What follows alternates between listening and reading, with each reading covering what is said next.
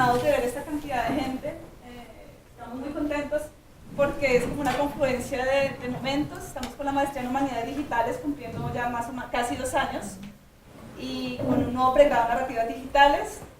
Lo que vamos a hacer es unas pequeñas palabras que va a dar nuestra decana de la Facultad de Humanidades, Patricia Salamea. Luego yo voy a presentar a nuestro presentador especial y después me voy a presentar a mí. Soy María José Planador, representada de la maestría en Humanidades Digitales. Entonces le doy la palabra a Patricia.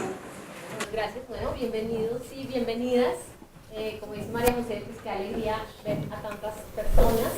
Y bueno, eso ha sido fantástico ver esta acogida. Pues como decía María José, realmente estamos muy felices, muy emocionados con esta charla inaugural. Muchas gracias por estar aquí, por haber venido para esta conferencia, que realmente es una también muy buena excusa para inaugurar nuestro nuevo pregrado en narrativas digitales.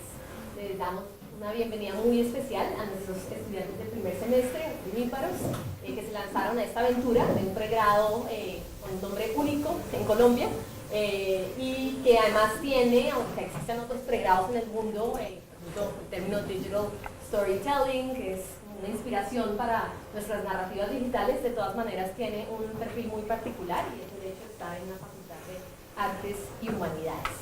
Así que bienvenidos a estos 12 estudiantes que entraron hace pocos días. Asimismo es la charla inaugural para nuestra también recién inaugurada maestría en Humanidades Digitales, que como decía María José, acaba de cumplir 2 años, y hace muy poco celebramos a nuestro primer graduado, a David Bautista.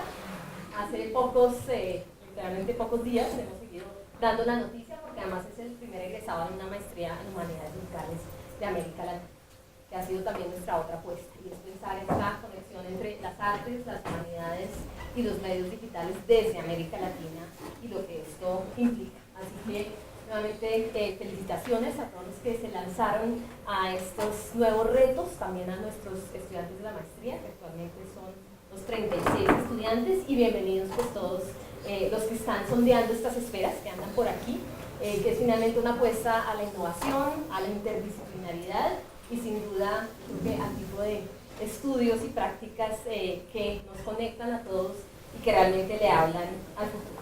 Así que nuevamente muy bienvenidos, gracias nuevamente.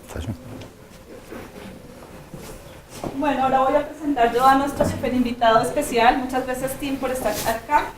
Dr. Tim Raphael es profesor asociado de Artes, Cultura y Medios de Comunicación en la Universidad de Rutgers en Newark. Es también artista de teatro, que como director y productor ha creado y desarrollado más de 50 obras nuevas en Estados Unidos. También ha publicado extensamente sobre la intersección de la política y el performance, y es autor de un libro que se llama The President-Elect, Ronald Reagan and the Politics of Performance, que examina la formación de Reagan en radio, cine y televisión como un estudio de caso de cómo las técnicas y tecnologías de los medios electrónicos han transformado la política estadounidense y la representación política. Desde el 2009, Tim ha sido director fundador del Centro para la Migración y la Ciudad Global, una incubadora de becas multidisciplinarias, enseñanza y compromiso cívico. Desde el 2014 está aliado con unos socios de medios de producción como Talking Eyes Media, y en ese marco fundaron un proyecto que es el del que nos viene a hablar hoy Tim, que se llama Newest Americans, un proyecto de arte y documental multimedia colaborativo en el que periodistas profesionales, artistas, creadores de medios de comunicación y profesores y estudiantes trabajan juntos para documentar historias de inmigrantes locales con un alcance global. Entonces le doy la palabra a Tim, quien también ha estado vinculado recientemente con un proyecto de la Universidad de los Andes que se llama Historias para lo que viene, y ahí se están cocinando unas colaboraciones muy interesantes donde seguramente todos los estudiantes tendrán la oportunidad de participar. Muchas gracias, Tim. Welcome. Thank you very much. Thank you, Miriam. Hay que apagar todo. Okay. No hay manera de apagar la mitad y el resto de... Nos vamos a quedar como en sala de cine. No existe esa posibilidad. Allá me ayudas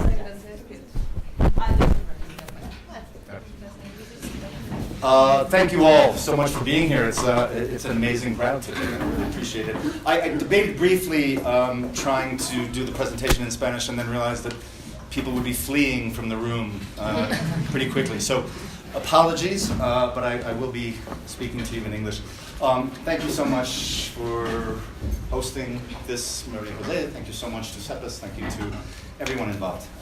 It's a real pleasure to be here. Just briefly, I know it was mentioned, but I've been coming to Colombia since March to work on this project that emanates out of this campus in collaboration with Nacional, called Historias para lo que viene. If anything that is anything that I show you today that intrigues you, I encourage you to get in touch with Catalina Munoz and talk about how you might get involved in Historias. It's an amazing project.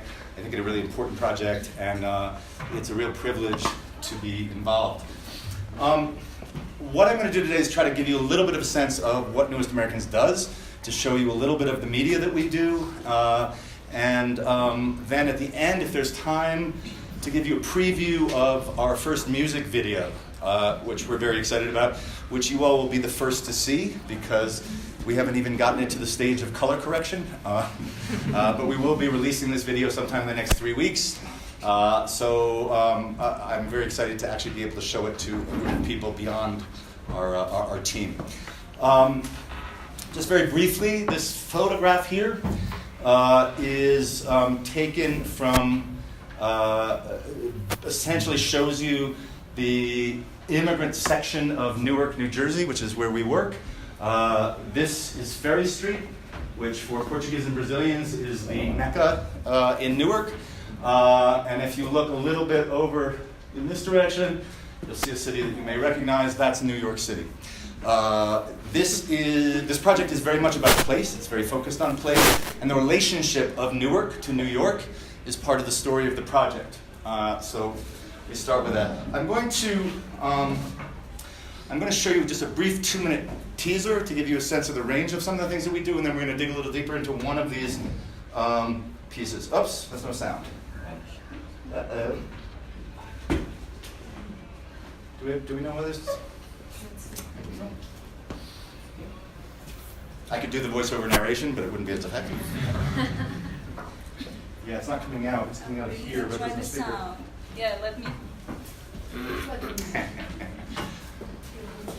Yes, always with a project that does a lot of media and technology, it's media and technology that fails you when you were in the room.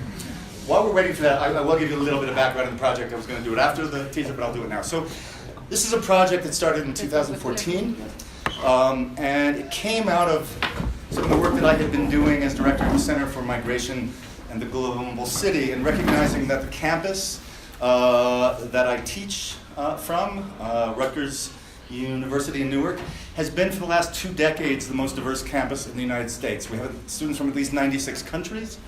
We have students with pretty much every status you can imagine, from citizen to undocumented and everything in between. And it is in fact the story of the United States. And there it is, right out here. It's the story of the United States 20 years from now. Demographers tell us that the population of the United States will be similar to the population of our campus in 20 to 30 years. So in some ways we have a crystal ball into the future on the campus. And the idea of this project was to look into the crystal ball and start to tell stories of the communities that our students come from, as a way of understanding in this very, very contentious moment what the future of the United States is going to be, and whether in fact it will be, in the vision of our current president, a white nationalist republic, or whether it will be in fact the most multicultural society in the history of the world, which is, I think, where we're going. So that was really the impetus for doing the project. And it sounds like we have sound, so let me see if we can just do this like so. No, we can't. Okay. No? You said I go back. Yeah, I think you go back and you just put play on the... Yeah. Let me see if I can pull that. Yeah, okay. No? We're in the shadows of New York. The thing with the Newark scene is there's so much good talent. It just needs to be recognized.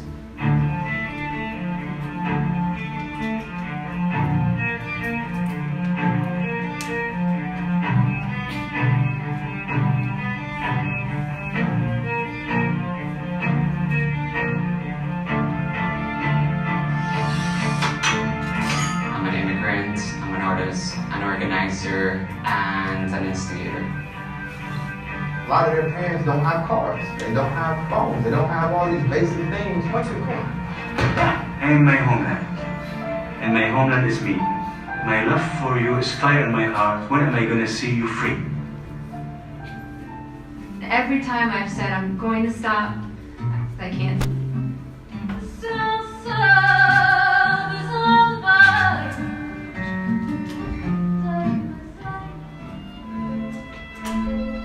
Whenever somebody uses the word illegal, they're actively dehumanizing a person. Well, North was, let's say North was a place of entry. If you come from someplace else, you gonna stop in North first. For most of my childhood, my father was all over the world, traveling, speaking, writing poetry, doing plays. Your grandson is now the mayor of the city.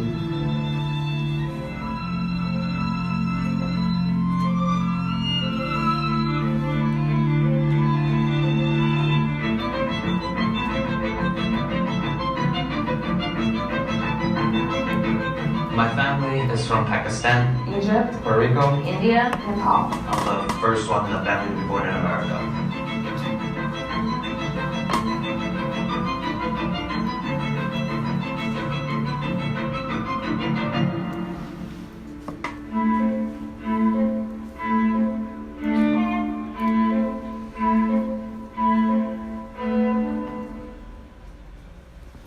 So about 10 of the media stories that we've told over the last 4 years are filtered through that 2-minute clip to give you some sense of the range of communities that are involved and whose stories we've been trying to tell.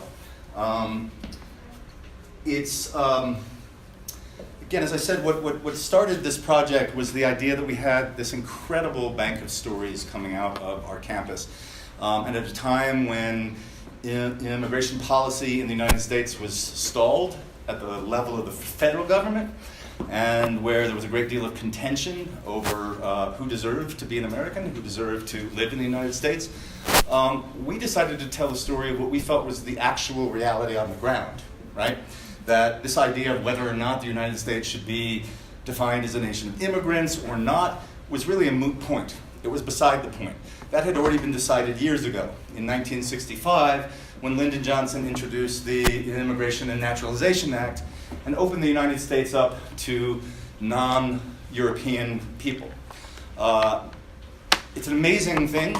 At the signing of this act, in the shadow of Ellis Island, in the shadow of the Statue of Liberty, Lyndon Johnson said, "This will actually not in any way affect the United States.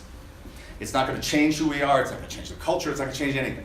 He was reassuring the people who had been against this act that it wasn't going to take away the privilege of white Europeans in the United States. He was lying, of course. It simply was not the case. It never was the case. Nobody really assumed it would be the case. But the fact that he felt he needed to say this is quite significant. And certainly in the current historic moment we're in today, we understand that in many ways we haven't made that much progress. But the reality is the United States will be, for the first time in its history, within 25 to 30 years, it will be a nation in which no single ethnic group will be a majority. And the implications are huge. And I think actually our current political situation is in large part sort of fighting the last battle, the last gasp of white privilege, of Western European privilege in the United States, which is why I think it's been such a contentious battle. So we decided to start this project, and we decided that it was an opportunity for faculty who worked on these issues in a variety of disciplines to work together with journalists and artists and filmmakers and photographers. I think we're the only project in the United States that brings together this particular group of people on a single project. We call it a collaboratory. It's a collaborative laboratory. We're experimenting with what happens when you bring together a variety of different academics from various disciplines, people who work in media, artists, journalists. And it's a project in which we're trying to see what happens if you work in multiple media and try to tell stories not within a single media, but across multiple formats in order to reach the widest audience possible. We are, as I mentioned, based in Newark, New Jersey, site of the most diverse university in the nation. And the idea is that this is a hyper-local project with national and global implications. So when we started working on the project, these are the three partners. 7 Photo is an international collective of photojournalists who work in sort of all the hotspots around the world. Talking Eyes Media is a local production company that does a range of different types of media, but is mostly known for documentary film. And Rutgers is the university on which is the campus on which this project is based.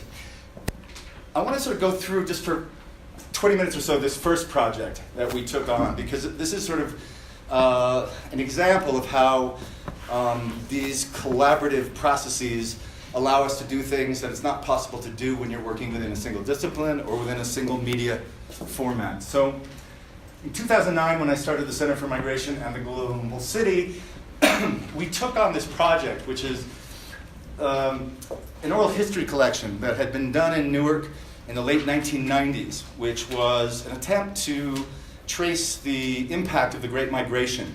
From 1910 to 1970, the largest internal migration in the history of the United States took place. African Americans from the Jim Crow South migrated north and settled in industrial cities like Newark, right? This was an oral history project that had been started in the late 1990s. It ran out of money. Newark was in bad shape financially. The library that hosted the collection didn't have the money, didn't have the resources to catalog or archive the collection. So a doctoral student of mine found microcassette tapes. Most of you don't know what that is. It's a format we don't have anymore. They found these tapes in shoeboxes on the back shelves of the Newark Library. Nobody had looked at them, listened to them since they had been made, and we started listening to them. Over 120 interviews with African Americans who migrated to Newark from the South. And it's an amazing collection. It's the largest of its kind in the state of New Jersey. And we decided to, that we were going to digitize, archive, and ultimately make available online this collection. So when we started Newest Americans, we were right at the point where we had finished that project, and we decided we were going to start by exploring the relationship between the Great Migration and the post-1965 immigrant experiences of our students. So Newark is largely an African American city, one of the post-industrial cities in the United States, that in the late 1960s, as white flight occurred, people left cities like Newark in droves and left, and on their way out took the money, the businesses, basically all of the resources of the city, and left it in the hands of African Americans who lived in those cities. So for the first time in the United States, you had African American mayors of Cleveland, Detroit, Detroit, Washington, D.C., and a host of other cities, including Newark. And these are the stories of the people who remained in the city and who had built the city from the late 1960s until the time we started this project.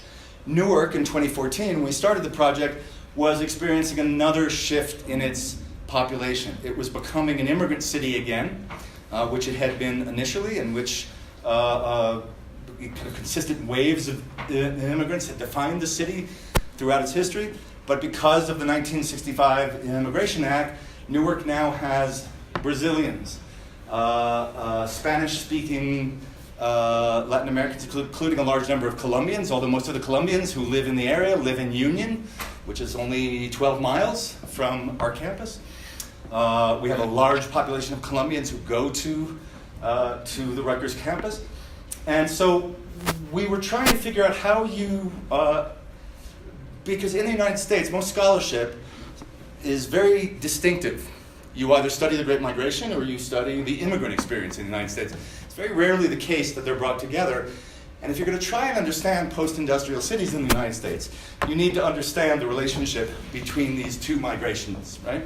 So we put this collection up online, and then we began to create media from the collection.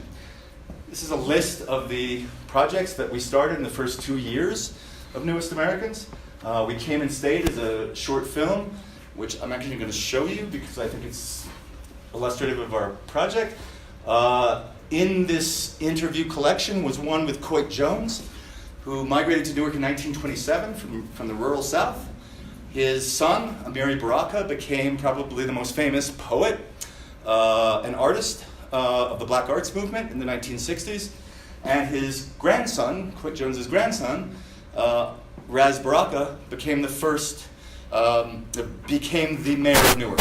So you have a story from 1927 to 2014, when Raz became the mayor of Newark, of a person coming from the rural South, establishing and creating a middle-class existence in the city, and ultimately becoming a generation removed mayor of the city. So it's a really perfect story for us to start with because it really traced the impact and history of the Great Migration.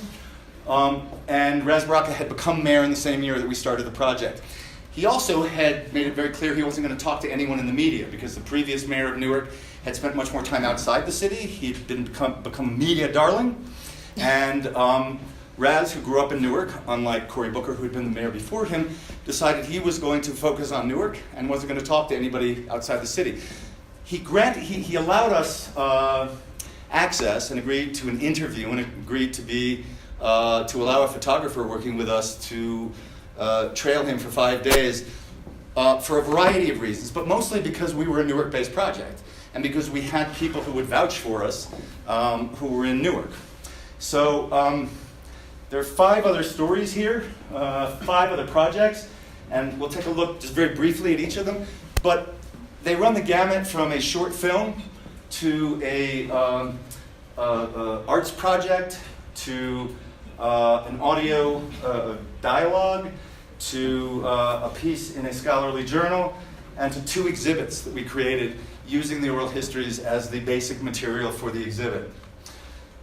So We Came and Stayed was the first project. That's Raz Baraka, the mayor of Newark, right there. And Ashley Gilbertson, who was the photographer we were working with, had just completed a photo portrait, a photo series, where he was embedded with Barack Obama while he was president of the United States. That also helped us convince Raz Baraka that this might be okay to do. So this is actually the inaugural State of the City address that Raz Baraka is giving when he first became mayor. This is a photograph, I think it may be the only photograph for the first 2 years of the administration in which that's Raz Baraka here in the middle. That's Cory Booker on the right. Raz Baraka doesn't like Cory Booker. He doesn't like to be in the same place as Cory Booker. We actually caught him in the same place, which is a kind of wonderful moment if you know Newark and you know the history. This is, Raz has a very, very personal relationship with the city, grew up there, came back after going to college, which most people growing up in Newark don't do. And he also had a father who was probably the most respected Newarker among people who lived in Newark. So he had there's a particular affection between the people of Newark and the Baraka Jones family, and there's a nice way it's sort of caught there. So I'm going to show, this is a very short film.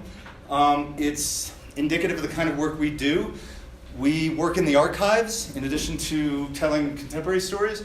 We started from the very beginning of this project to activate the archives in Newark, to tell the stories of the city. These are archives that nobody had looked at in most cases, except a few scholars. It was our contention that archives are far too important to be simply left in the hands of scholars. So we took these archives and we sort of scoured the rest of the archival footage of the city to be able to trace the journey from 1927, when Coit Jones arrived, through 2014, when Raz Baraka becomes the mayor of the city. And this is what we came up with.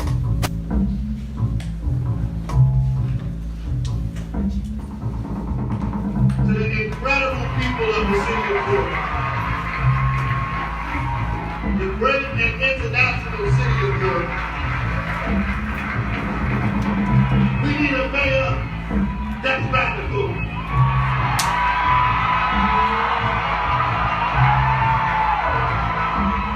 So give me your full name. Coit Leroy Jones. When you came to Newark, do you remember what year that was? I came to Newark in 1927. How did you travel? Train? Train. My grandfather migrated here from the South, like most African-American families in this country. My father would make a joke and say his family was trying to find New York, and they said Newark, and they got off the train thinking they was in New York City. So, it is an act of history. Your grandson is now the mayor of the city, and it's a great opportunity to be in the seat of power now because you get to paint on the canvas the way you think things should appear. When I came, I hailed a taxi. The one thing I can remember about that ride was the amount of people that crossed the street at Broad and Market. I had never seen that many people before. I asked the taxi driver if there was a fire somewhere. Were they African Americans? They were all people, mostly white, I think. The city was very segregated, not just with black and white, but it was segregated by nationalities, and the black people was at the bottom of that list. First thing I remember doing is I got a job in a barber shop, and I did pretty good. What did you do in a barber shop? Shine shoes and mop the floor. Remember I left that place, I went to Bamberger's store on Market Street, trying to get a job as an elevator operator there. They weren't hiring my complexion people. They told you outright? Oh yeah, sure. They said I was too dark. And how did you take that? I didn't like it, actually. So that is when I went to work in the post office because my brother-in-law and I made a bet. 35 years on that $2 bet. Worked in the post office. My grandparents were middle-class socialites. How many children? 2. Firstborn is Leroy Jones. That's what I named him. He named himself Amir Baraka. Poet, playwright, activist. I think he's famous. He's very famous. My father was more of a firebrand. You like big rallies where you slop at the mouth and foam at the eyes and talk about killing niggas. You ain't having them except in Monster Heaven, the great big concentration camp in the sky. My father was being rebellious, and I grew up in a household that was liberal but uncompromising, which always gave me a respect for intellectualism and activism too at the same time. Worst race riots since those 2 years ago in the Watts section of Los Angeles rocked New Jersey's largest city, Newark, for 5 consecutive days and nights. At least 24 persons are killed, more than 1,800 wounded, some 1,400 arrested. They were like beating me. They took the 38 and hit me right square in the head. Pop! And it just bust open like a, tomato.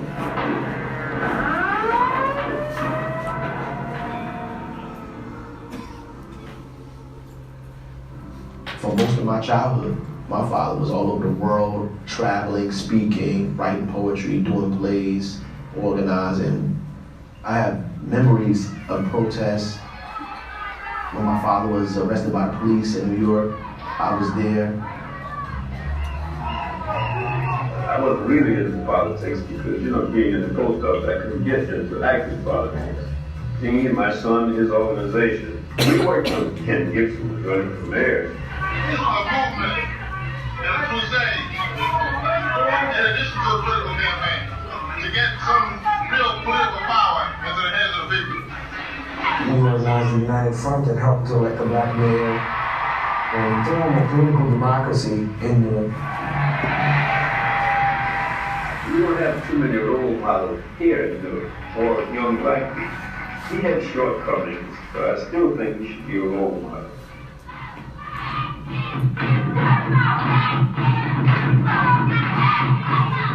Now we're going to go right into our black alphabet.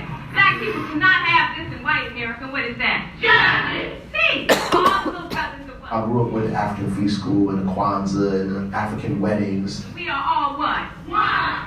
When I was a kid, it was books everywhere. It was books in the bathroom, books by the kitchen, which always gave me a respect for ideas, for reading, for research, for thinking. I remember huge events and parties that took place at the house. It was the Great Gatsby on a community scale, you know what I mean?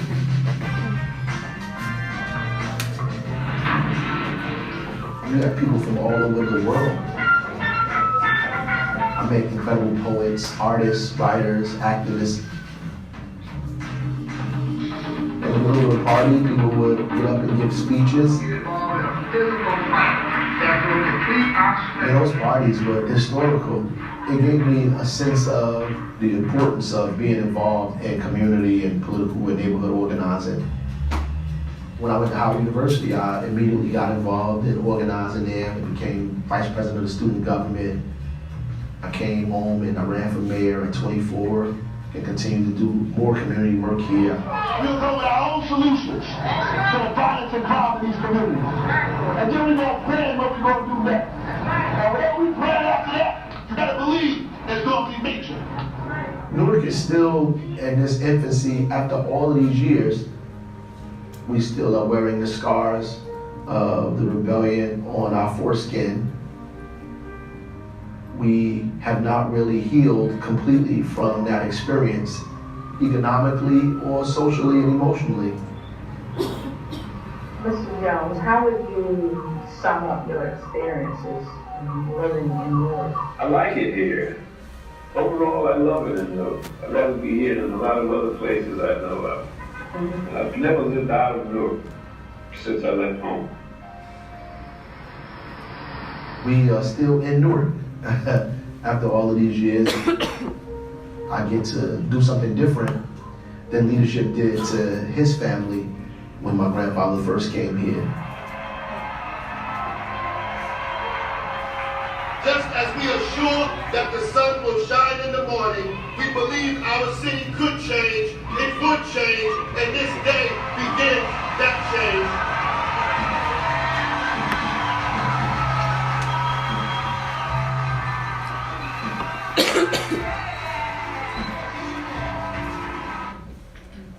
So, just to give you a sense, and I know this is a challenging film for people for whom English is not a first language. It's a challenging film for many Americans who are not familiar with African American life. But I wanted to show it because the combination of archival footage, of interviews, the questions that Ras Baraka was answering are the same questions that had been posed to his grandfather 20 years before. And the relationship between, and we found some sort of remarkable footage, that footage of Newark with all the people crossing the street, as Coit Jones is saying, I'd never seen so many people. That's actually footage from 1927, and that was the corner of Broad and Market, and that was the street he was talking about. And in 1927, I'm not entirely sure this is true, but Newark was a booming industrial city. And the story goes that the busiest crossroads in the United States, busier than any street in New York City, was Broad and Market. And so in a city where one of the issues with moving forward, one of the issues with creating a new future in the city has to do with a fundamental lack of pride in the city and in the history of the city among African Americans, this felt like a really good place for us to begin this project, because it's a story of migration, it's a story of adaptation, and it's a story of generations that we're going to see again and again in the immigrant stories that we tell going forward. It also gave us an opportunity to start to make this connection between African American history, history of the Great Migration, and the stories of our students at Rutgers Newark who had arrived almost entirely after 1965. So the second project that we did was to use these oral histories to work with our students and a glass arts factory, a glass arts sculpture studio in Newark, to take the oral histories and to create abstract works of art, glass books inspired by the histories. So we did this semester-long project where the students listened to dozens of these stories and created works of art from those stories, inspired by those stories. We made a short film about the project, which was another way of using the archive to tell the story of the history of Newark, but also then to connect it to the contemporary stories of the students who were largely post-1965 immigrant students. This idea of using this book project is something that we've now done 3 times with students as a way of bringing our students in the present into contact with the past in a way that's very different than you get in a history class or in any other sort of academic environment. It's also a way to start working with the arts, in addition to filmmaking and photography. So this particular project involved a short film, oral histories that were sort of woven into the storytelling about the film, and another way to sort of to activate this archive and make it relevant and resonant for a contemporary audience. This is the landing page of the website where these stories were first published. We created a digital multimedia magazine that we publish twice a year that combined photography and film, audio stories, and the arts. And at the very end, I'll sort of quickly take you through that website. These were some of the books that were made. As you can see, they don't necessarily resemble books, but they do take a variety of different approaches to using glass as a way of telling these stories. Why glass? Glass is both something that is fragile, but also has a certain strength.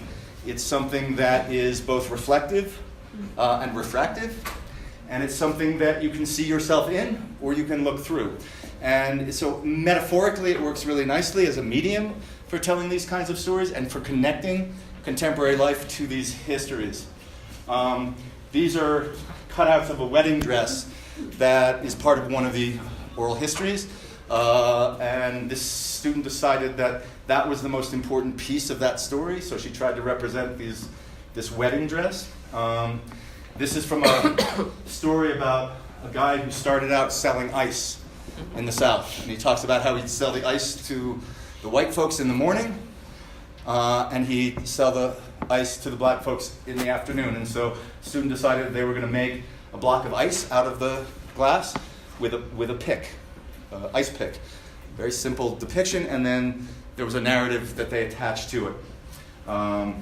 Again, each of the students found really, really interesting ways into these stories and interesting ways of representing them. And because they had to represent it in a medium they weren't familiar with, they had to wrestle with the stories and listen to them again and again in order to figure out what to do. They weren't writing papers. They weren't doing something that was within their wheelhouse that they were comfortable with. They were forced to stretch themselves in order to stretch themselves to understand an experience that was foreign to their own. I think I'm not going to show this film in the interest of time. This is what is supposed to come up here is the film about that project. But I think what I'll do is move through to another use. I'll show you the website. If you want to see it, it's on the website. This was a project that we decided to do that, again, was inspired by the archives. So there's an amazing collection of photographs that were taken between 1961 and 1966 by a doctor in Newark who every Sunday would go out and shoot street corners. He shot 2,800 street corners in the city of Newark from 61 to 66, right before the most disruptive period in the history of the city, the riots or rebellions, depending upon who you talk to, that totally transformed the city. And we decided that in 2014, we were going to work with our students and the photographer Ashley Gilbertson to recreate those photographs from the exact same perspective as the doctor did from 61 to 66 to see how the city had changed. And we took the photographs within a 5-block radius of the hospital that arrived in the city in 1967 that was one of the precipitate causes of the rebellion because it displaced hundreds of African American homeowners in order to bring this hospital into the city. So we went around and we shot these photographs. We put them together on a slide with a slider so you could toggle back and forth and see and experience urban renewal, change in the city in a much more visceral way than you do when you read about it. Again, it's a story that we put onto the website. And it's an incredibly powerful teaching tool. I use it all the time when I teach about the history of urban renewal in the city. We're now at a moment in Newark where the biggest transformation of the city is occurring since 1967. And there are these very powerful cautionary tales about what happens when you displace people in the name of progress. And this particular project is one that students get right away, that everybody sort of gets right away, because it's very visceral. You see, on the one hand, this is a melding of two of those photos. So this is Joe's bar, which in 1967 was destroyed in the riots. And in 1966, when the doctor took a picture of the bar, there were glass windows that looked out onto the streets. In 2014, when they took the picture, you can sort of see here, you can see it's glass, and then there are these roll-down metal grates, which emerged all over the city after 67. The idea was the city was too dangerous to leave businesses open at night with glass windows, so these roll-down bars became ubiquitous in the city. And it's one of the visual metaphors for the closing off, the closing down of the city. You can see it very clearly as you toggle back and forth between the bar. The bar was one of the few buildings that remained from 1966 until the present. So again, it's indicative that it's right on the edge of the hospital parking lot. And it's one of the few buildings that still exists from that period. The rest of the neighborhood is transformed entirely. This is what they look like. On the left, you have the black and white photo from 66. On the right, you have the photo from today. And if you toggle back this way, you'll see the glass windows. And today, you can see the roll-down metal grates. This is a woman who woke up on January 1st, 1967, and discovered that her home had been condemned in order to build the hospital. She was basically offered about 20% of what the home was worth, and told that's as much as you're going to get, you need to leave. So she began to organize all of her neighbors to protest, which ultimately led to many of the changes that take place in 67. She's an amazing woman. She was a physical therapist, the first African-American physical therapist in New Jersey. She had not been an activist until that moment. So what we did was we told her story through a graduate student of mine who was writing about her as part of a dissertation project, and we took her audio and put it in dialogue with my graduate students' writing. So the piece is partially written, partially audio. So she gets to tell the story in her own voice, and the writing contextualizes the story within the larger events in the city. It's another piece of the project, another thing that we try and do is as much as possible to let the people whose stories we're telling tell their own stories. And you can do that if you have these oral histories available to you. That's Louise Epperson. This is one of her quotes. They'd already blighted part of 12th Avenue. That was the process of urban renewal. When the city wanted to seize land to build a hospital or whatever else, they would blight it, declare it unlivable, and force the people who live there to move. So she says they'd already blighted part of 12th Avenue where I lived. One side of the street was blighted, and they called that urban renewal. Well, I say it looks more like nigger removal than urban renewal. And this was this line is something that you find in every urban city in the 1960s. Urban renewal largely meant removing African Americans from the neighborhood in order to make the land more valuable and to build other structures on those sites. They had already blighted part of 12th Avenue where I lived. At one side of the street was blighted. And they called that urban renewal. Well, I say it looks more like nigger removal than urban renewal. How can they take our homes without inviting us to a meeting? How can they take our property away from us if we don't know what's happening and just say we'll give you 50 cents for it? It's all it's worth. They blighted it, whether you wanted it. And if you don't take it, we'll take it over many eminent domain and put it aside for you. We're going to still take the house. And I said, well, but they do that if you over my dead body. Yeah. She's an amazing figure. She actually got up in the bars. This was a woman who never set foot in a bar until she began to protest against her home being seized. And she would get up in the cages that the dancers would be in the go-go bars in the 1960s. So when the dancers took a break, she'd get up into the cages, and she'd say, I can't shake like they do, but I'm here to shake up your mind.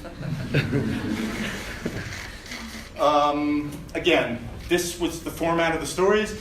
You would have contextual writing, and then you'd have her voice filling in the pieces. I said I can't call them. I think we're going to move on, though, because in the interest of time. So another way that we used this archive was we created 2 exhibits. The first one was called We Found Our Way, Newark Portraits from the Great Migration. And we did it in the Newark Public Library, which is a fabulous building, as you can see. And it was a tremendous exhibition because we used sort of traditional tools of library exhibits, but we also had audio stations so you could listen to these voices. We had video viewing booths where you could see the videos that we had made. This was the second exhibit, which we did in a local gallery that was in a building that 10,000 people walked through every day because they had to get to their jobs. It was a building that had been built so that people who came from the suburbs to work in Newark would never have to set foot in the city.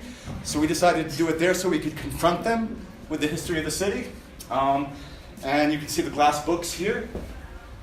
And you can see some of the portraits that were created out of the archive there. There's some more of the glass books. A second way that we've sort of brought this Newark story to a larger public is through film festivals and photo festivals. We were asked to open this festival, which is the largest one in New York. It's done in the shadow of the Brooklyn Bridge and the Manhattan Bridge. It's kind of an amazing place to do it. These are people watching one of our videos. There's me in the corner. There's Julie and Ed, who are the other 2 partners in the project. These are 2 of the subjects of one of the films. This is an amazing guy who graduated from Annapolis, the Naval Academy, did 2 tours of duty in Afghanistan, came back to Newark to teach immigrant kids how to box. He'd been a boxing champion in college, and he came back to teach them life skills through boxing, and we made a film about him and his partner on the project, Gary Bloor.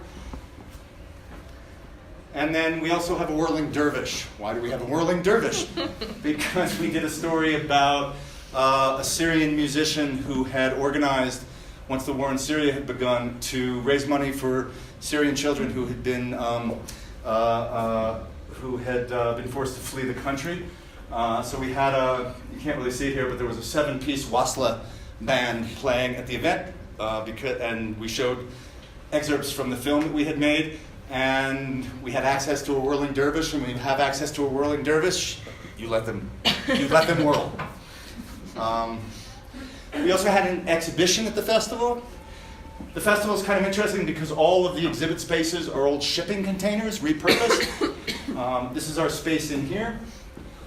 And what we did, and this is again part of the process of the project, we don't just do exhibitions, we also use the exhibitions to collect more material. So on the right, you'll see photos from various photo essays that we've done. In the back, you can see this booth. That's a story booth where people could come in and tell their stories of migration. The festival was 10 days. We thought maybe we get 20 or 30 stories. It would be great. We can test out this booth, which we wanted to use in Newark. We had 500 people come through. It was incredible. We were blown away. We had no idea. And it said something about the moment, that there were people who were rising up and saying, despite what the government is saying about immigration, we want to tell our stories. So they would tell their stories. We created another story package around this for our magazine, but we also gave them photographs so they could come in, they could leave their story. Oh, and we had our video showing. These are 4 kids who sat there and watched a film about college girls who wore the hijab in New Jersey. And I'm pretty sure most of them had never seen a hijab before. And the fact that they would sit there and watch that seemed pretty amazing to me. This is the story booth. You could come in and set it up with a light. There's a computer screen. You could answer some questions so that we have some information, and then you could leave your story, and you would walk away with a photograph that looked like this. We put them all up on the wall of the containers. We had 500 of them. And this is what they look like, and we created a story for the magazine called Arrivals, where you You've got a photograph, you click on here, and we edited down excerpts that were about a minute long of each of the stories. If you want to get a sense of how diverse the United States is, you can listen to these stories. It's remarkable. You have a charger? Charger? Yes, for your low battery. Oh, it's low battery. No, but that's okay because we're moving right along here. So here's what we're going to do. It's perfect timing. I'm just going to quickly take you, because I really want to leave some time for some questions. I'm going to pop up the website so you can sort of see what it looks like here. Yeah, it's going to die at the end. It'll be perfect. Whenever it dies, the talk is over. So this is the website. You'll see there's 7 issues of the magazine. You click on, you can see any of a number of these issues. What I'm going to do very quickly, and I hope it lasts, is I'm going to show you, I'm going to play the most recent thing that we're working on, which I'm incredibly excited about. We are now music and music video producers because I have an Uruguayan student who's also undocumented, who's a rapper, who's written an anthem for dreamers. I put him together with 2 of my musician friends in Los Angeles. We produced a record. We shot a music video. And this is what it looks like, and hopefully it will last the whole way through. We'll see. Get this up. Here we go. You are the first ones to hear this. I'm terrified.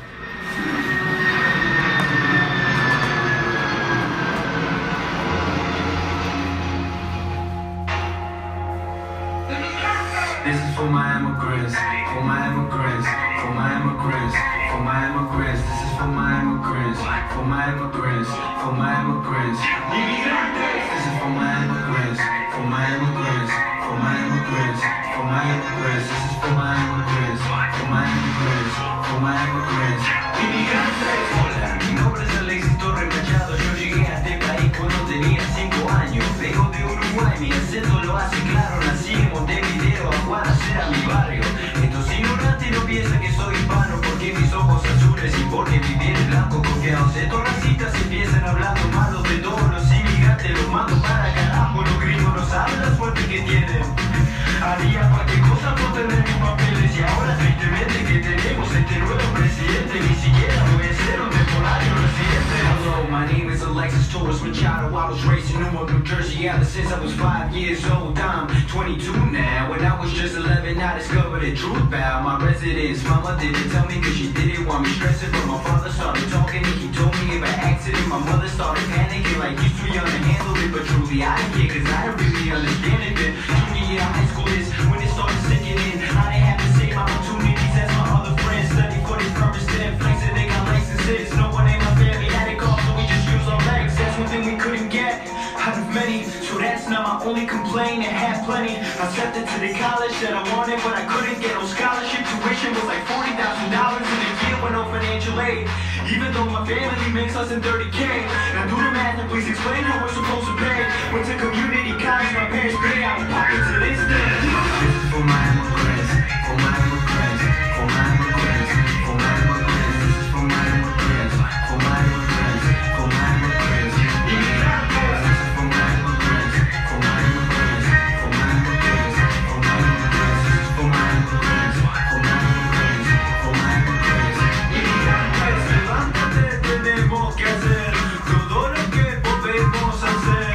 Cualquier montaña voy a mover, cualquier pared se puede romper. At 19, I got my associate's degree. I took a couple years off and I started to teach. I taught algebra to students from Central and South America who never had a chance, so they took the shot like a camera and came into this country with nothing else but some hope. Maybe a couple bucks in the clothes in the back at most. They came crying to me because they didn't know how to cope. I told them to keep believing. I let my story unfold. It took 12 years for someone to finally give a damn. When Obama passed that, I finally had a chance. Now I'm going back to college with a full ride scholarship. You are affecting lives. This is not just politics, cansado. No quiero tener miedo, que me quiten de lo que amo y quiero, que me quiten de mi familia, amigos y todo lo que conozco, todo lo que me acuerdo. Queremos cambio en serio, y nada loco, tampoco justo y bueno.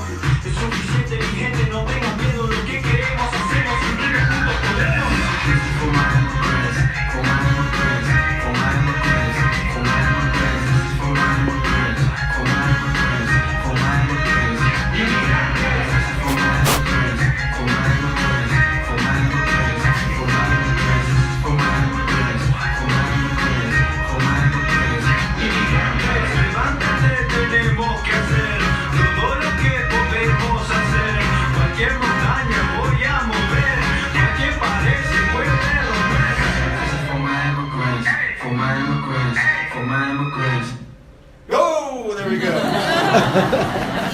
6 seconds left, so you'll have to wait till it comes out.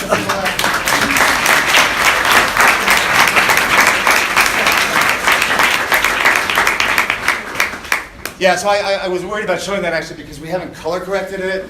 It hasn't had the last little bit of touches, so it's still a little raggedy, but anyway, it was very exciting to watch it with an audience. Not too bad.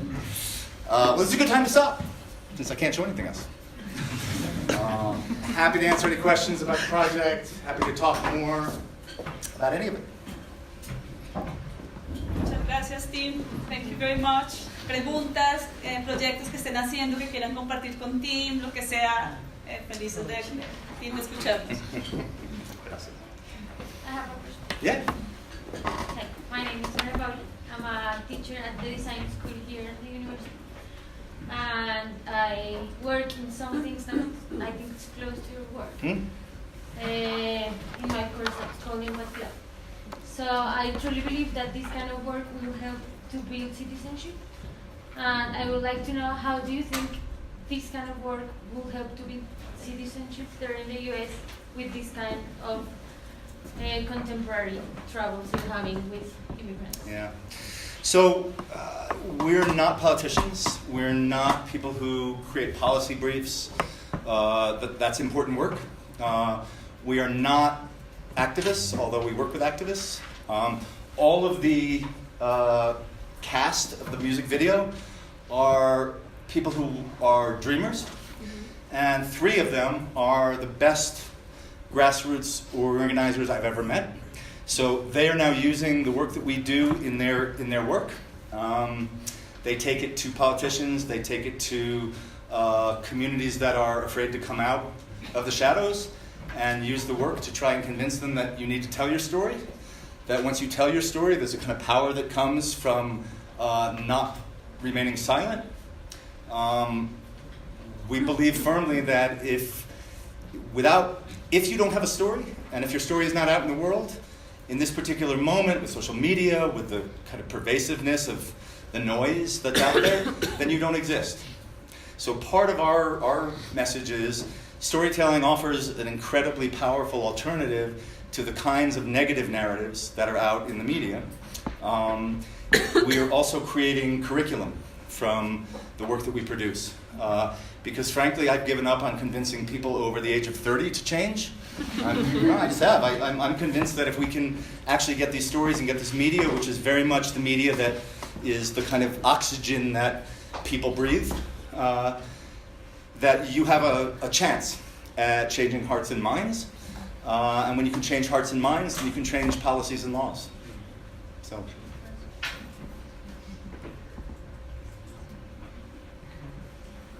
Please don't leave me hanging up here. Somebody's got a question.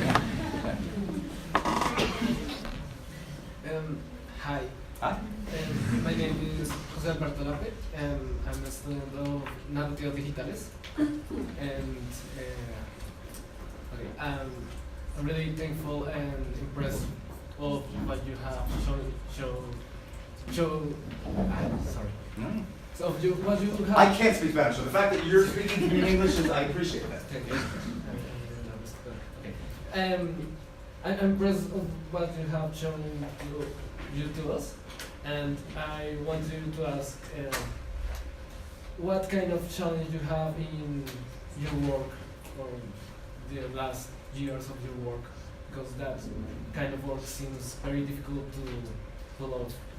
So one of the things that really makes this work possible is that it's housed within a university, and that we have support at the highest levels of administration for the project. It's a very brave thing that the chancellor is the highest level of administration at Rutgers. There are 3 campuses, each one has their own chancellor. We happen to have a visionary chancellor, somebody who is, I call her a rock star, because most higher level academic administrators in the United States are doing that job because they couldn't do any other jobs. Maybe I don't mean to be insulting, but most of them are not visionaries. She's a visionary, and she got that this was a way of telling the story of our campus, which is unique. It was a way of getting that out into the world, that it would be beneficial to the university and beneficial to the city. She's invested heavily in the city, and in having Rutgers be an anchor institution in the city. So for her, this work was exactly what she was trying to do with the university. So we've had incredible support. And she's gotten a lot of, try to use a polite word, she's gotten a lot of resistance to this project. There are people who don't want this kind of work being done at a college campus. There are people who don't want these kinds of stories being celebrated. So without her, we couldn't have done the project. So that's one thing. The second thing is we're working with incredible photographers and filmmakers. So these are people who already have reputations and who already have followings, and so we can get the work out there into the world in ways that otherwise we couldn't. So we've been able to publish some of these stories with National Geographic, with the New York Times. We have our own branded web page with The Atlantic. Some of these stories have gone viral. Some of the stories we did right at the beginning went viral, which helped us. And because of that, we've been able to get grant funding. We have a National Endowment for the Humanities grant to do some of this work. We have several foundations that have funded the project. So every time that somebody puts an obstacle in the way, we've gotten allies who've been able to help us. We also work with the most amazing student advocates and activists I've ever seen. So the DACA students, really 3 of the students who were in that music video are better than anybody I've ever worked with in terms of grassroots activism, advocacy. And so they use our work, they use our media in their work, which also has given it an audience and given it a kind of role in what they do. So all of that has been really, really helpful. What's always difficult is you have to raise money to do this. So if anybody has any money they want to donate to it, but that's always a challenge. Thank you. Yeah. Looking ahead, what projects are you envisioning for the future? So I don't know how long term you think, but I imagine that because you're applying for this kind of funding and whatnot, you probably are thinking like 5 years in the future or whatnot. So what's coming up? So some of the things that you didn't see here include a web series that we created about one of those remarkable students who, as an undergraduate at Rutgers, became the first openly undocumented college student in the state of New Jersey. She then went to law, and then she co-founded the Dreamers group in New Jersey. She then went to law school and became the first openly undocumented law student in the state. She recently graduated and became the first openly undocumented lawyer in the state of New Jersey. And there was no guarantee that she would be a lawyer, because the bar is not clear on whether they can actually credential somebody who is not a citizen. And because of her reputation and because of the allies that she had gained along the way, she passed the bar and was brought into the legal profession. And that single act is making it possible now for other undocumented students to actually think about law school. Many just wouldn't think about it because they didn't know after spending that money and that kind of time. And so that's a story that we've been telling all along. We now have the opportunity to tell other types of stories because of her story. We've been working with people who are detained in, so one of the largest immigrant detention facilities in the United States is 6 miles from the campus. And we have several students. I know a student who actually was taken out of a classroom and taken to the facility. So we work with a lot of organizations in the state to create media in support of their work around detention. We plan to continue that kind of work. We want to do advocacy. We want to do activist media. We also are now getting offers. People are coming to us saying, here's a story we think you should tell. So we're beginning to gather. We actually have a pool of about 15 stories that are in development. Maybe 5 of those will get made, because it's always a trick. I mean, you start to work on these stories, and then somebody decides, no, I can't be that visible, or there are lots of obstacles. So we always have to have a lot of stories in the pipeline. The other thing we're starting to do is to work outside the United States, because we think we have a method, and we think we have a collaborative process that actually is useful in other contexts. So part of the reason that we're here in Bogota is to work with Historias para lo que viene, because we think it's an incredibly exciting project, and because we think that universities should be at the center of this kind of work, of that history shouldn't be something that's about the past. We should be looking at the past to find something that enables us to move forward in the present. So we're really excited by this project, and we're really excited to be part of that. We're working in Malta with a group of young refugees who founded the first refugee youth NGO. Malta's at the kind of a flashpoint for refugee policy throughout Europe, so we're working with them to create a media presence for them so that they can start to tell their own stories and so they can start to dictate their own destinies. So that's another piece of the work we're trying to do, is to be able to give skills and attention and focus on people who then can use these resources to do something important for themselves. So we're increasingly working outside the US, and I'm really excited about that work.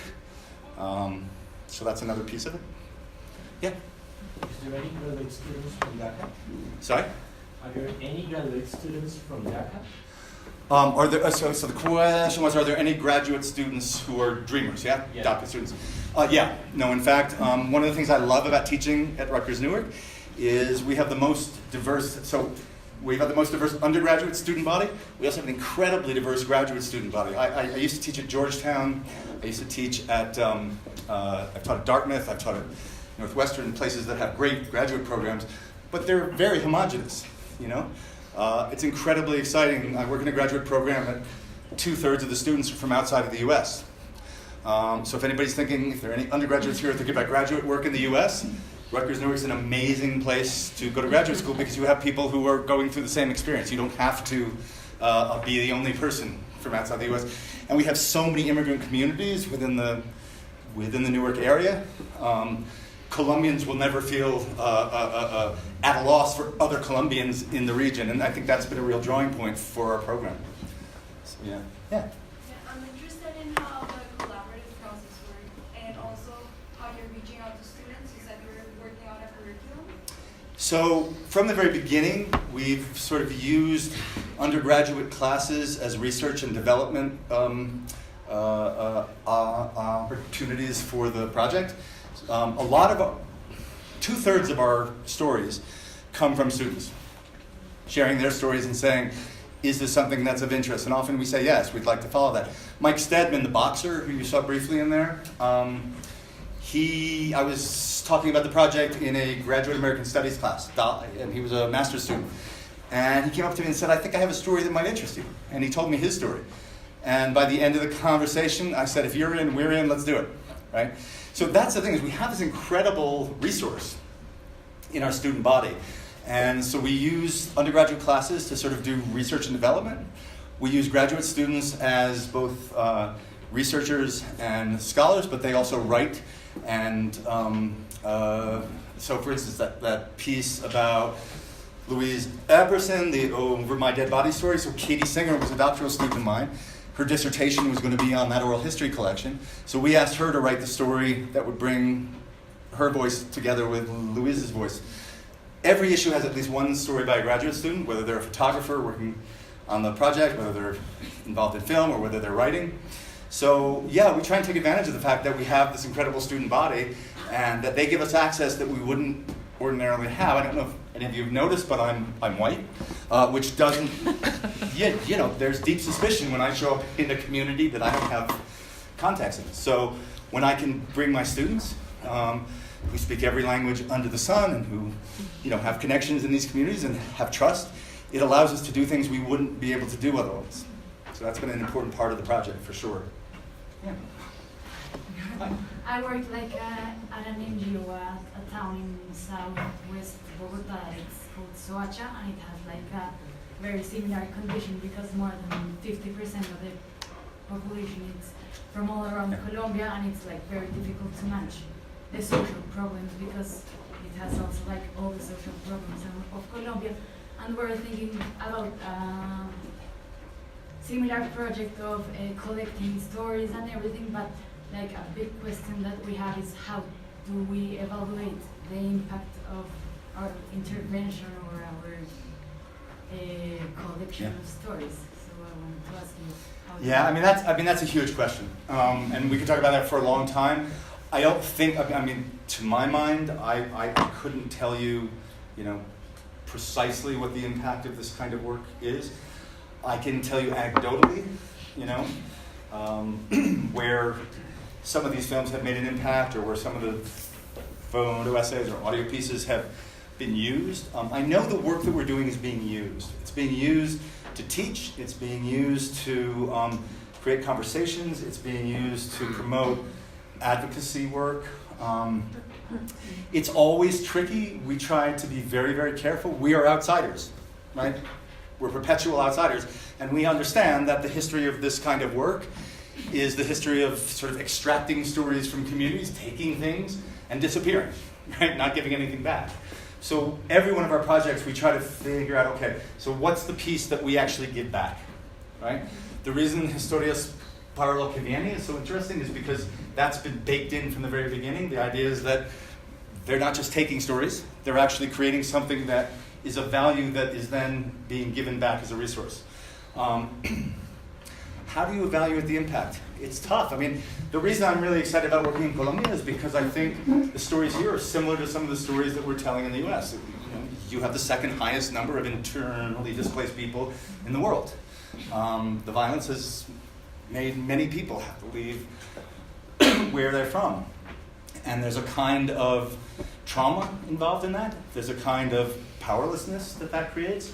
There's a kind of sense of being an alien in your own country that creates. And so these are important stories to tell. These are important issues to face. And these are stories that are similar to many of our students who, look, we have these amazing, the mother of one of my students was a barrister in Lagos. She was a very high-powered attorney. She spent her first 8 years in the United States cleaning houses, right? And this is a typical story. So how do you, and largely she did that so that she made that sacrifice for her children, right? Her daughter, who's amazing, got a law degree at Columbia and is now a very high-powered lawyer herself, but she's an immigrant lawyer, right? She works on these issues. So again, that's an impact, that's huge. And she moved from being an engineer, which is what her mother wanted her to be, somebody who would have a clear, salary, she'd never have to worry about money, to becoming a lawyer because of working on this project. So, again, it's like, how does it have an impact? It has an impact sometimes on the people who work on the project, because it changes their way of thinking about what they want to do with their life. But I think it's also, again, I'm a storyteller. I have to believe it has impact and value, right? But I've seen it. I think there are ways in which laws are tremendously important and policies are important. But there's also ways in which you have to change hearts and minds and change behavior through different means, right? A perfect example of that is that in the early 2000s in the United States, the idea that gay men and women could marry legally in the United States would have been absurd to think that would have happened 5 years from that moment. There was just no indication. But it happened. And it didn't happen because of changes initially, because of changes in laws or lobbying for that change legally. It happened because people who were gay came out to their parents. They stopped being afraid. And one of the most powerful politicians in the United States, a heinous, awful man named Dick Cheney, his daughter came out as a lesbian. And he changed his position and encouraged all his conservative Republican friends to change their position. He began lobbying for gay rights. Now, this is a man who's responsible for multiple deaths in horrible circumstances in the Iraq War and all sorts of other things. But gay rights in the United States owes a debt to Dick Cheney. And again, that's because he knew someone that he cared about who changed his mind. And I think storytelling has that power, right? You tell intimate stories about people who remind you of your sons and daughters, and all of a sudden they're not foreign and alien and threatening and dangerous. They're human beings who deserve a shot, right? So, that's my case for the humanities and humanism. And yeah. I have a question. I'm currently trying to develop a platform to take stories from people, but where people can share their stories about their neighborhood and the city. And I find it very interesting how you manage to keep the story like in their hands. You're just like mediator, but the possession and the whole authorship and everything is in their hands, and that's absurdly respectful, with the storyteller. But I knew there was a but. I knew there was going to be a but. Yeah, because of course, as you say, you always for this sort of things need money. So you have relationship with the city, with the universities. How do you manage the part in which probably these sort of institutions would try to also cope and like appropriate from these stories and budget from them and like use finally as in the other way, when you come, you take and you leave. Yeah. I mean, you have your own principles for doing it, but how do you manage the other institutions not to take advantage of it in the way they work with you? Yep. So again, we have amazing partners on this project whose work is ethically committed to this approach. And we were very clear from the beginning with the university, we're not going to tell stories at your behest. We're not going to be told what stories to create. And again, we're lucky. We had a chancellor who said, I have no interest in doing that. Not every university has that kind of structure. But there are also ways in which, again, crowdsourcing is so much easier today than it used to be. Whether it's with a story booth that you put in communities, that you get folks to share their stories because you're there with a story booth and there's something to give back, photographs, the audio to share with their children or their parents, whoever they want to share. But there's also, online tools right now that are kind of amazing that you can, once you establish a relationship in a community and once people start to feel comfortable sharing in that way, we have not been as successful, I have to say, crowdsourcing. I mean, this all sounds like an amazing project, right? But we've also hit, like we've made some serious mistakes. We've tried to do things that we haven't been successful at. We're not as good at social media as we would like to be. If there's anybody who's really good at it, who wants to work for this, please let me know. We're not as good at crowdsourcing as we'd like to be. I'd like to be doing a lot more crowdsourcing, right? What we found is you need to go into a community, into a neighborhood, establish trust, and then you can crowdsource. But to do it strictly from kind of putting something up online and saying, go ahead, you can leave your story, right? Why should you, right? Why should anybody trust that you're going to not appropriate their story or use it for nefarious means, right? So establishing trust and working locally has been the key part of this project, right? We're a very local storytelling project. We have relationships in Newark, we've built relationships in Newark, we work with people who have those relationships. And because of our students, and this is the biggest piece of it, we have built-in trust in the communities that they come from. So if we're exploiting anybody as our students, we're basically exploiting their contacts and their relationships and the trust that they have. And that's been a really effective way, I think, to have a project like this come out of a university, because it gives you access to places you wouldn't ordinarily have.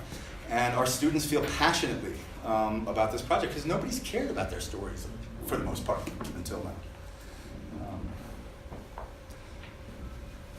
Yeah?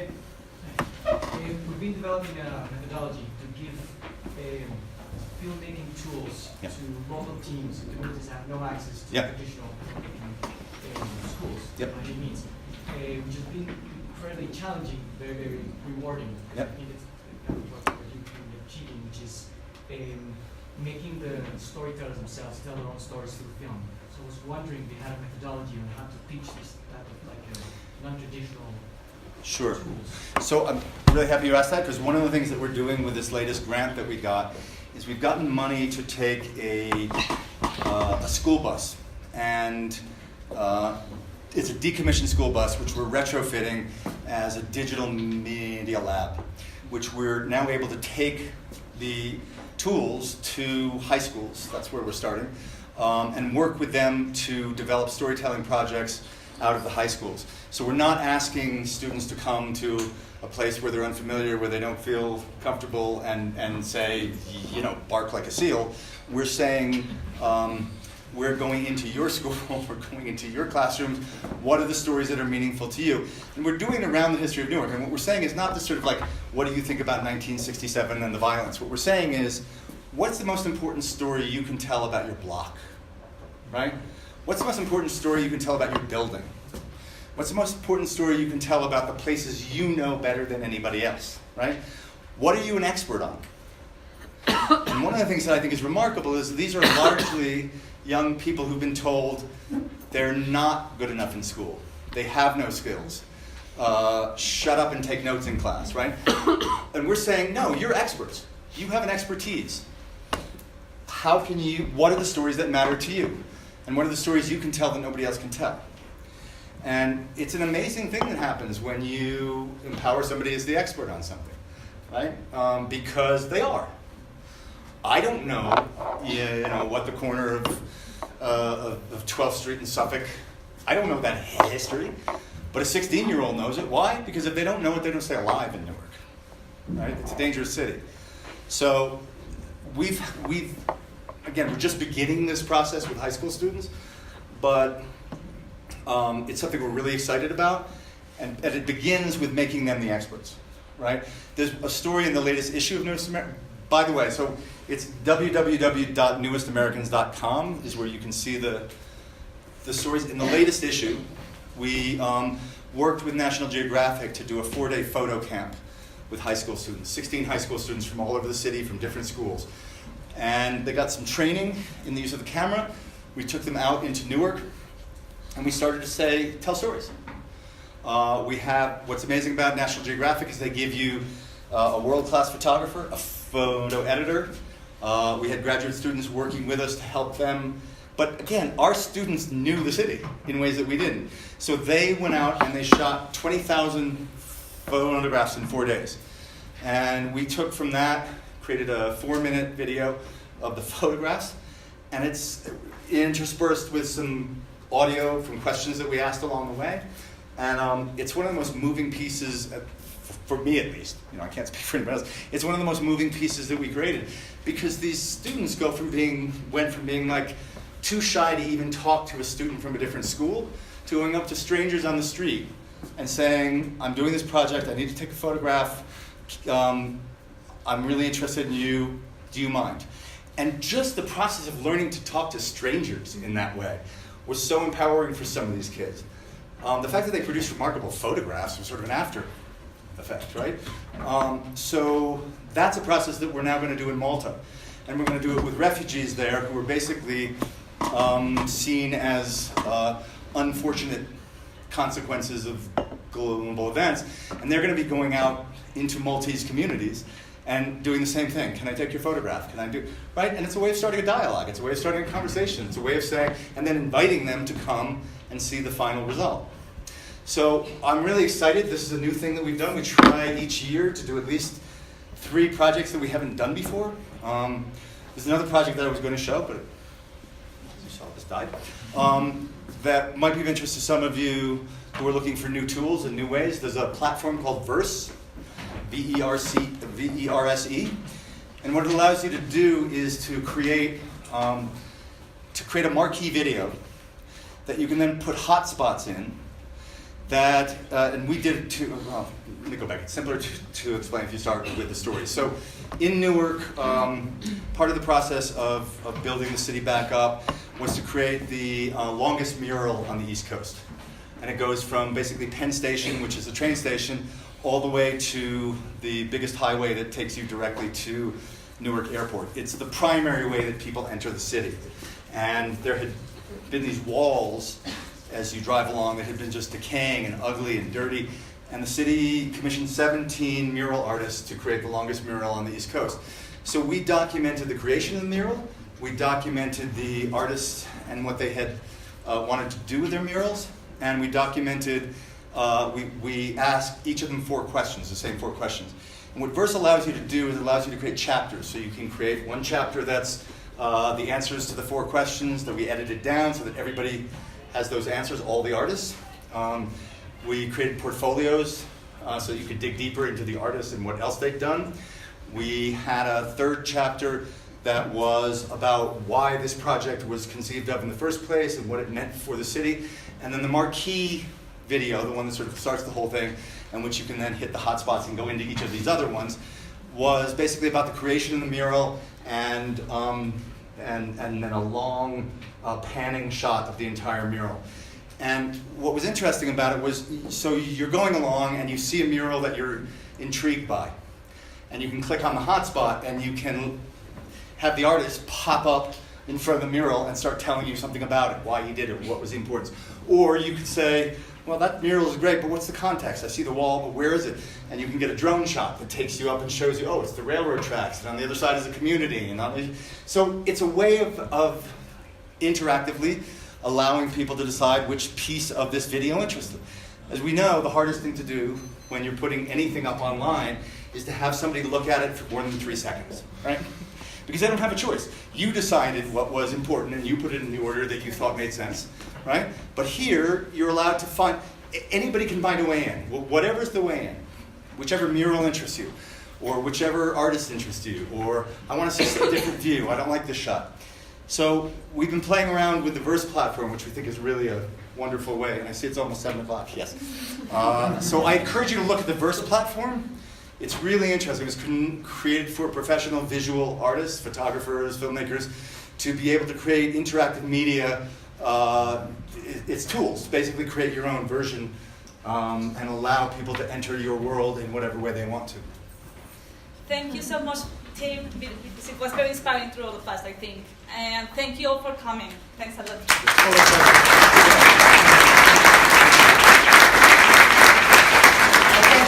Really quickly, if anybody's interested in this, or you heard anything about Historias para lo que viene that interests you, get in touch with Maria Jose or Catalina Munoz in the history department. We're definitely interested in having more folks involved. If you're interested in North Americans anymore, there's some brochures here which gives you a little more sense of what we do. Sí, los invitamos también a que conozcan el programa de narrativas digitales y de humanidades digitales. Gracias.